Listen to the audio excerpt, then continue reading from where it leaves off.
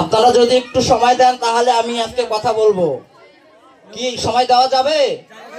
আমি আপনাদেরই সন্তান। আমি জানি আমার গ্রামে যেরকম আমাকে চেনে সেরকম চেনে একটি শারদীয় দুর্গা উৎসবে। এটি একটি কি আমাদের মিলন মেলা। এই মিলন মেলা থেকে আমাদের অনেক কিছু শিক্ষা নিতে হবে। সেটি হচ্ছে কি সহৃদয়, ভদ্রতা এবং নর্মতা।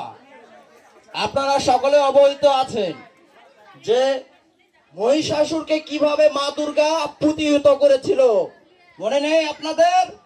যে বলিষ্ঠ কণ্ঠস্বরে মহিষাসুরকে প্রতিহত করেছিল মা দুর্গা, সেই বলিষ্ঠ কণ্ঠস্বর আজ বাংলাদেশ জাতীয়তাবাদী দল আপনাদের সনাতন ধর্মাবলী ভাইদের জন্য করে যাবে, কথা দিয়ে যাচ্ছি। প্রিয় 3 নম্বর কাজীহালী ইউনিয়নবাসীর, আমার প্রিয় এলাকাবাসী, আজকে দীর্ঘ কণ্ঠে যে কথাটি বলতে চাই, আমরা আগেও বলে এসেছি, আমাদের ভারপ্রাপ্ত চেয়ারম্যান জনাব তারেক রহমান বারবার বলে আসতেছে বাংলাদেশের সংখ্যালঘু বলে কিছু নেই।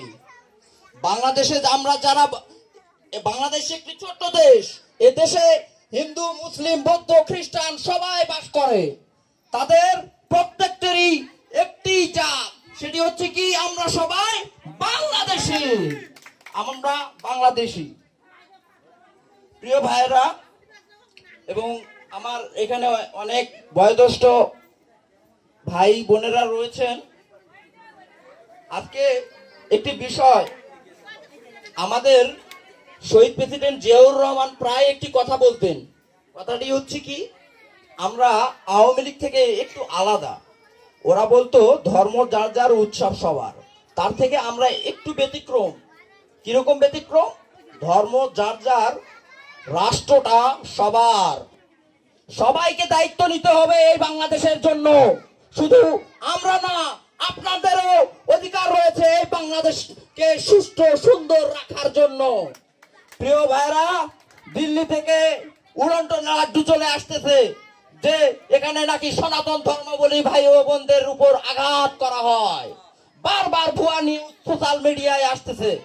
কিন্তু আপনারা কি বলতে পারবেন আমার এই এলাকায় কখনো কোনো সনাতন ধর্মাবলী ভাইয়ের কাছে চাঁদাবাজি, রংবাজি, কোন রকম অসামাজিক কাজ করা হয়েছে? বাংলাদেশ জাতীয়তাবাদী স্বেচ্ছাসেবক দল শহীদ প্রেসিডেন্ট জিয়াউর রহমান 19 সনে এটি প্রতিষ্ঠিত করেন। তিনি এই চিন্তা রেখে এটি প্রতিষ্ঠিত করেছিলেন, সেটি হচ্ছে স্বেচ্ছাসেবক দল স্বেচ্ছায় মানুষের সেবা করবে, মানুষের সুখ দুঃখে পাশে দাঁড়াবে। আর যে কথাটি আমি একটু আগেই বললাম যে মা দুর্গা থেকে আমাদের অবশ্যই একটি শিক্ষা নিতে হবে, সেটি হচ্ছে ন্যায়ের শিক্ষা, নিষ্ঠার শিক্ষা এবং অন্যায়ের বিরুদ্ধে বজ্র কণ্ঠে কথা বলার শিক্ষা। আমি একটু সাময়িক পরিস্থিতি নিয়ে কথা বলতে চাই। আপনারা জানেন যে তরুণ প্রজন্মের হাত ধরে এবং ছাত্র জনতার হাত ধরে বাংলাদেশ একটি নতুন স্বাধীনতা পেয়েছে। এই স্বাধীনতার মধ্য দিয়ে যে ফ্যাসিস্টকে আমরা বিতাড়িত করতে পেরেছি। দীর্ঘ 17 বছর আমরা ভোট দিতে পারি নাই। আমরা তরুণ প্রজন্ম এবার ভোট দেওয়ার জন্য আগ্রহে রয়েছি। একটা কথা দেখেন, আমাদের এলাকায় ফ্যাসিস্ট বিতাড়িত ওই 4 তারিখে হওয়ার পর আরেকজন বিতাড়িত হয়েছে, আপনাদের প্রতিনিধি। ঠিক আছে, আমি নাম বলতেছি না, আপনারা বুঝে নেন। উনি কি বলছিল একটা কথা, যদি অন্য কেউ যেত, তুই তো আমাকে ভোট দিসনি, এটা কোনো প্রতিনিধির কথা হতে পারে না। আমি বারবার বলছি, এটা কোনো প্রতিনিধির কথা হতে পারে না। প্রতিনিধির কাছে সবাই সমান। বাংলাদেশ জাতীয়তাবাদী স্বেচ্ছাসেবক দল আপনাদের সুখে দুঃখে এবং সকল প্রকার অসুবিধায় সর্বদা পাশে থাকবে, এই প্রত্যয় রাখতেছি।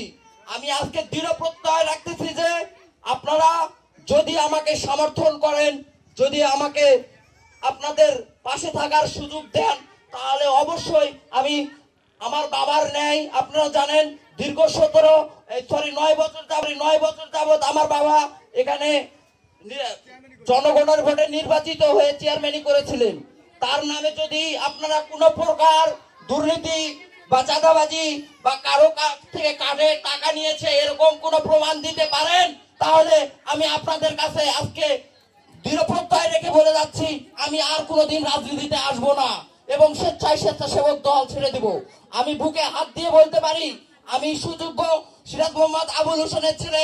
আমার বাবা যেভাবে আপনাদের পাশে ছিল, আমি সেভাবেই আপনাদের পাশে থাকবো এবং ন্যায় ও নিষ্ঠা নিয়ে পাশে থাকবো। এখন যে কথা সেটি হচ্ছে, বাংলাদেশে এখন উস্কানিমূলক কথা চলতেছে। উস্কানিমূলক কথাটা কি? পিআর পদ্ধতি। ঠিক আছে, এই পিআর পদ্ধতি একটি কঠিন প্রক্রিয়া, জটিল প্রক্রিয়া। এটা সহজে আমি আজকে আপনাদেরকে বলে বুঝাতে পারবো না।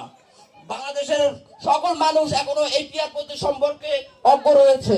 এটি যে বন্টন প্রক্রিয়া, এই বন্টন প্রক্রিয়ায় আপনি ভোট দিবেন প্রার্থীকে না চিনে। অতএব বাংলাদেশ এখন পিআর পদ্ধতির জন্য প্রস্তুত নয়। আমরা চাই ব্যালটে এবং পূর্বে যেভাবে ভোট দিয়েছি সেভাবে প্রতিনিধি নির্ধারণ করতে চাই।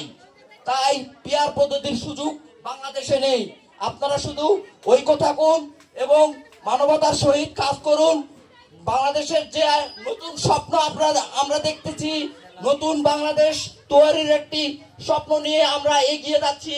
সেই স্বপ্নকে যদি আমরা একত্রিত করি, সবাই মিলে ঐক্য তৈরি করি, আমাদের মানববন্ধন সৃষ্টি করতে পারি, তাহলে অবশ্যই আমরা উন্নত বাংলাদেশের কাতারে পৌঁছে যাব ইনশাআল্লাহ। সবার কাছে এখন একটি আমি শেষ কথা বলে যাই। আমাদের এখন সবার একটি যে স্লোগান, সেই স্লোগান হচ্ছে কি? দিল্লি নয়, পিন্ডি নয়, নয় কোনো অন্য দেশ, সবার আগে প্রিয় বাংলাদেশ। ধন্যবাদ সকলকে। শহীদ জিয়া অমর হোক, খালেদা জিয়া জিন্দাবাদ, তারুণ্যের অহংকার, দেশনায়ক জিন্দাবাদ, জিন্দাবাদ, জিন্দাবাদ।